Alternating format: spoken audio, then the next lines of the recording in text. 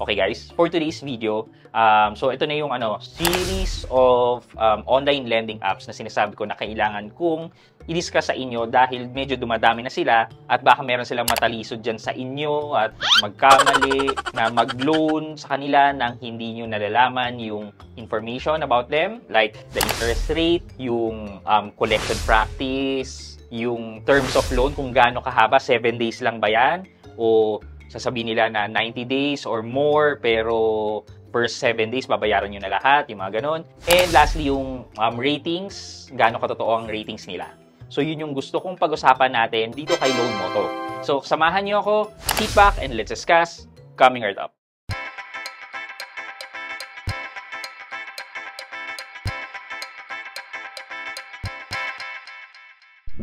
Hi guys, this is Pat and you're in Pat Quintos Review TV. So if you're new to my channel, I do reviews about personal finance na meron akong experience or meron akong knowledge na ginawa ko na yan ng videos and playlist na makita nyo dito sa taas. At kung bago ka dito sa channel ko, you may want to consider subscribing to my channel. Okay guys, so ayan, nasabi ko nga kanina sa inyo na si Loan Moto ay under kay UPeso.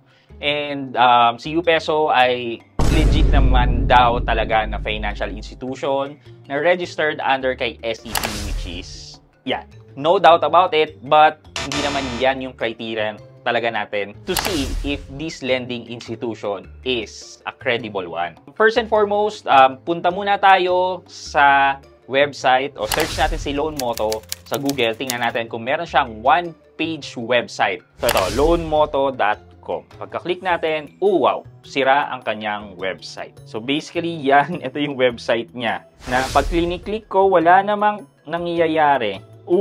May nagpapa-install siya ng app na hindi galing sa Play Store. So mag-ingat po kayo dito. So cancel po natin yan. Merong Loan Moto sa taas and then merong Loan Moto VIP. Wala, ganun din. May separate app.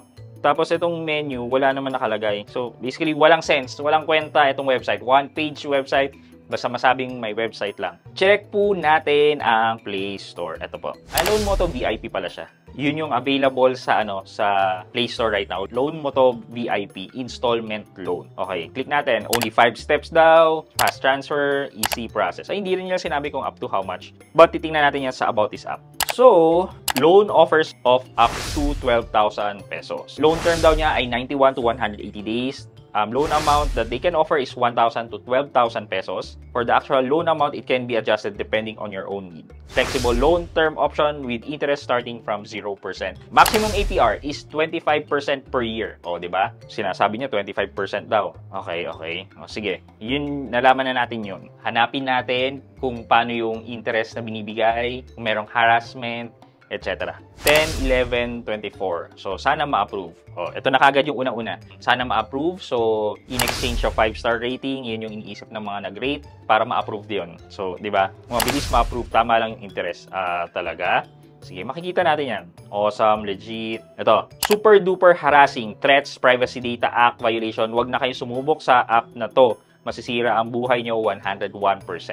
From Melvin Abrigo. Ito naman, auto-reject. Ito, high interest, not recommended. High deduction. I want to pay, bakit hindi ko ma-open ang app? Very legit and fast. Parang hindi ako sigurado. Ito, sabi ni Shay Padilla, I uninstall this app and di na tinuloy ang pag-apply kasi half of it is kaltas. Tapos, today sinend pa rin nila sa GCash ko yung amount even hindi ako nag-apply. Bahala kayo dyan. Ayan, auto-send din kahit hindi kayo nag-approve. Okay, so meron dito, why are you still operating when a cease and desist order for you is permanent already ordered by SEC? Nasa site ng SEC ang resolution. You tricked me and others. Actually, meron siyang cease and desist na resolution si SEC. However, guys, hindi ko alam kung bakit. August 24 yata yung huling update ni SEC dun sa list ng mga lending companies na approve niya. And then, itong cease and desist order ay nalabas noong November 21, 2023. So, hindi natin alam why UPeso is still operating given itong cease and desist. Pero, ito lang guys. Kung makikita natin, parang dalawa yung company. Merong UPeso Lending Investors Corporation and then merong U-Peso.ph Lending Corporation. Ito yung pag napasara, gagawa ng panibago, yan. And then, same app, etc. Parang ganun yung ginagawa nila. Ay, nako, mga pamamaraan talaga. Kaya nga it is better na nire-review natin para ma-educate yung mga tao at hindi ma-fall dito sa mga ganitong practices. Okay, yan, puro auto-reject. Ito. Reset ito. 10 days lang ang repayment. Pag nakapagbayad ka na, nagre-loan ng kusa. Guys, kaya wag nyo na po sana subukan kasi kahit ayaw nyo, magre-reloan daw ng kusa. 4K niyan, matatanggap mo ay 2,250. Babayaran mo ng 4,200. Okay, so if we're going to calculate this figure, 4K at saka 2,250, 4,000 minus 2,250, 1,750. And then, ang ibabalik mo daw ay 4,200. So, mag-add tayo ng additional 200 dito. So, basically, 1,950 ang total cost of loan. So, i-divide natin to by 4,000. Lumalabas na 48.75% sa loob daw ng 10 days. So, divide natin yan by 10. Lalabas na 4.87 or 88%. I-multiply natin to sa 365. Lumalabas na 1,779% ang interest. So, ayan, ito yung kadalasang matataas na interest ng mga nagpapautang. Ayan. Lastly, sabi dito, they are not permitted to operate but still in Play Store. They're the best in harassment. I hope Google would take them down as soon as possible. This kind of app is misleading and it doesn't help a lot. Loan sharks should not be here. The SEC issued already a memo for them to stop operating, yet they keep doing their business. Fight loan sharks in the Philippines. They don't help, instead. Tama po siya. Let's fight loan shark po. Ito po yung takeaway natin for this review. So, nakita po natin na one-page website lang siya na hindi pa maayos. Pangalawa, meron siyang cease and desist order. However, medyo confusing si SEC dahil nakalista pa rin siya sa SEC website, which was updated August 24, but the resolution came November 23. Pangatlo, mataas talaga ang interest at 1,700%.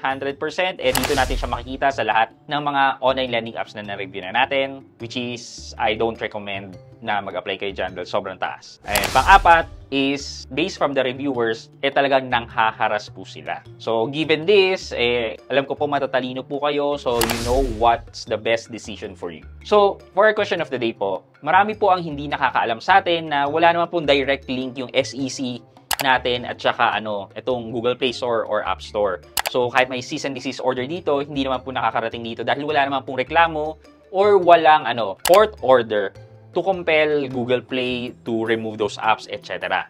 So, for the question of the day, what will be the best thing na pwedeng gawin ng government natin to protect us consumer sa mga ganitong online lending apps? Ano yung suggestion nyo? Let me know sa comment section sa baba at may chance kayong manalo ng 1,000 pesos sa ating weekly GCash giveaway.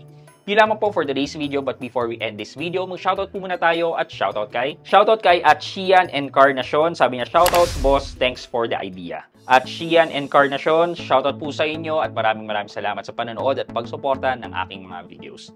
Thank you so much. I hope you like this video, leave a thumbs up, and if not, wala nang problema dyan, but continue to support me by subscribing to my channel by clicking the subscribe button and also the bell button sa tabi ng subscribe para makareceive kayo ng latest notification sa lahat ng upload ko. Again guys, this is Pat Quinto and you're in Pat Quinto's Review TV. Bye-bye!